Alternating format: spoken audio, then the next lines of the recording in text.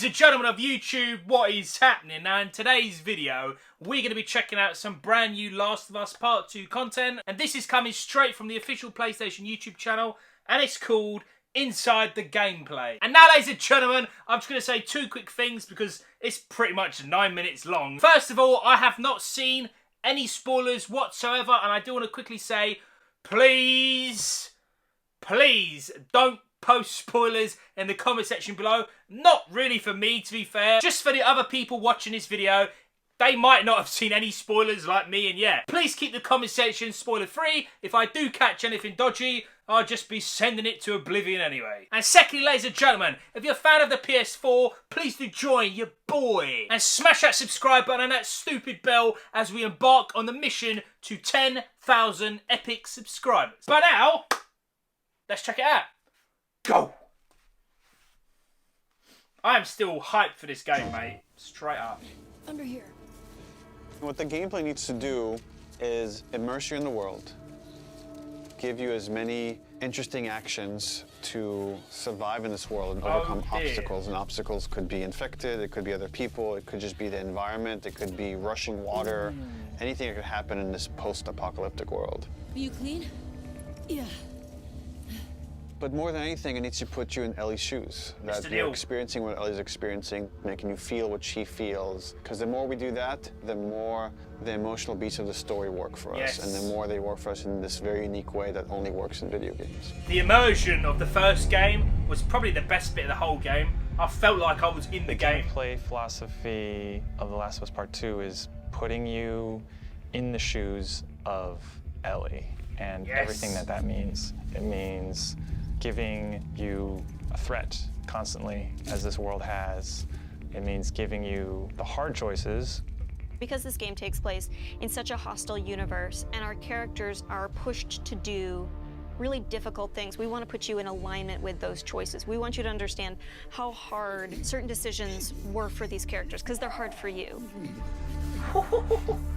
That is gruesome. I would say the overarching philosophy of how we approached designing the game mechanically is how can we take things to the next level. Everything kind of comes out of the story. Wow, the graphics are fantastic. And how do we do it through systems? So whoa, I one really is you like have that. to feel That the was pressure sick. of survival. Survive by the skin of my teeth. How do I use all this scrap around me? Any kind of bullet, any kind of rag, any kind of bottle of alcohol. How do we give you that sense of being a survivor in this world? Oh. Go on, Ellie, sort them out. Oh. Ellie is very small compared to Joel and more nimble. How do we make you feel like you're not the strongest person in the room, but you still should be able to rise to the challenge and survive? She's still a beast. You know, a fight with a bunch of people that are all bigger than you. So therefore it meant creating a character and systems and mechanics that allow you to be much more nimble. And that's where we added a jump button. In the first game we had a clamber button, but not really jumping. And here, Ellie can jump. The combat scenarios are much more vertical, where Ellie can use elevation to her advantage. Prone is a huge one. Prone, obviously, it means to lay flat on the ground. I love that. Something so simple. Again, something that in real life you'd be able to do. Letting the player have access to all their weapons, all the items, crafting, everything while in that position. And it just creates so many more emergent things in gameplay. Now that we have this other state that the player could be in, which are very low to the ground, how else can we use this other than just hiding in vegetation? We're like, well, there's a lot of man-made things or different structures that have collapsed that allow just enough space for you to crawl under, which means that now, as enemies are looking for you, you can crawl under things and hide, and it's just one more way to assess your environment and use it to Ellie's advantage. Now, because you can hide under things, we made them smarter and gave them the ability to look under things. So yeah, I was gonna while say, you might hide somewhere and be safe for a while, eventually they're going to start looking under stuff. And if you're hiding under a truck and they spot you, they're going to yank you out and then try to kill you. Oh,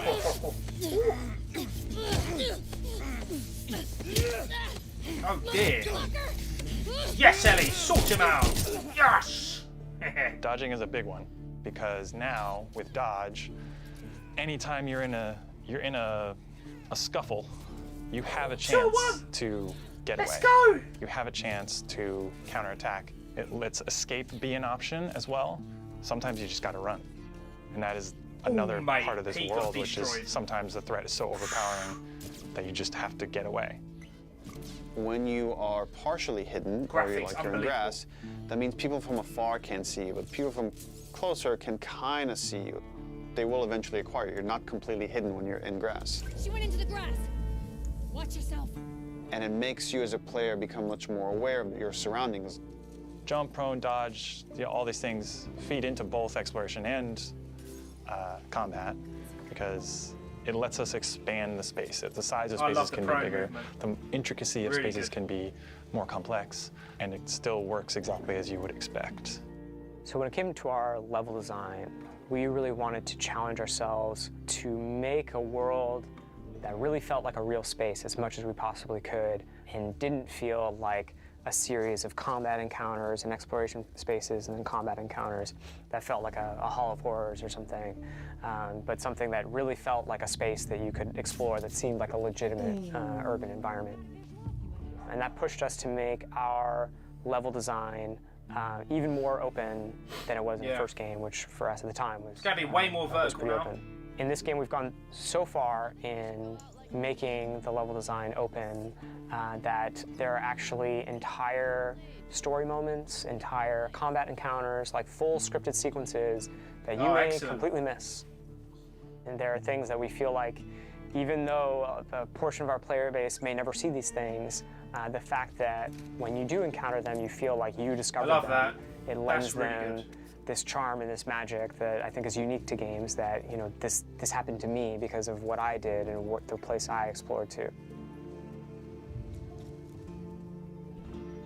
Crafting is very much about a payoff to exploration, meaning that when you enter new spaces, you want to look around for supplies. You want to open drawers and cabinets and look for different things that will allow you to craft either items that can help you heal, items that can help you attack multiple enemies at once, such as the Molotov, or the landmine that Ellie can craft. Items that can help augment your weapons, like the silencer for her pistol, or craft new kinds of ammo. It also gives us tons of interesting gameplay choices and overlaps that you can do in any moment and on the fly. We try to be a game that wants you to make a lot of different decisions in combat as possible. And the way that we've expanded the recipe roster and all of the recipes and how they interact with each other is carefully chosen for the different ingredients and making sure that you always have these interesting decisions to make. We put a much stronger emphasis on the importance of the choices you make in the long term for your character. That's what I want to hear about. Be useful. Through the weapon upgrade system, through the player upgrade system, there aren't enough resources in a single playthrough to fully upgrade your character. Ooh, okay. The choices that you make, you're going to have to live with. And we wanted to make sure that all of the choices that you made had a really noticeable and tangible effect on the way that you play. Yes, I love it when games do that. Really good. You feel a greater kinship with Ellie because you are living with decisions that you've already made. Like you are continuing this through line of her journey through this world, and the moment-to-moment gameplay is influenced by that in a way that we haven't before. The realization that your choices have these long-term consequences is very much like the nature of the narrative of the game. And I'm happy that the mechanics are supporting that.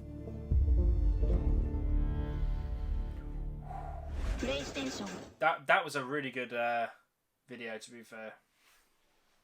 Right, so the 3 things that I'm most excited for. First of all, the whole prone thing, hiding in the grass, going under the trucks. I think it's such a small thing. A lot of games already have it, but I really like that. Secondly, sticking with the grass, the graphics are so goddamn good, mate. And this is the end, well, pretty much the end of the PS4 life cycle. The fact that they've got these amazing graphics out of the PS4 is an accomplishment, man. And lastly, well, it ain't even lastly, it's the thing I'm looking forward to the most, to be fair. The fact that your playthrough has consequences in the game, even if it's small. I love games like that. I think it's just so much more of a player immersion. Ladies and gentlemen, I am properly looking forward to this game, mate. I have avoided all spoilers. I plan on sticking like that as well. I've got about a month now, and yeah, I genuinely trust Naughty Dog. This ain't like some company that have had like hit and misses. I'm not being funny, mate. The first part is a goddamn 10 out of 10, mate. So yeah, whatever they bring out, I'm definitely going to play. But don't get twisted.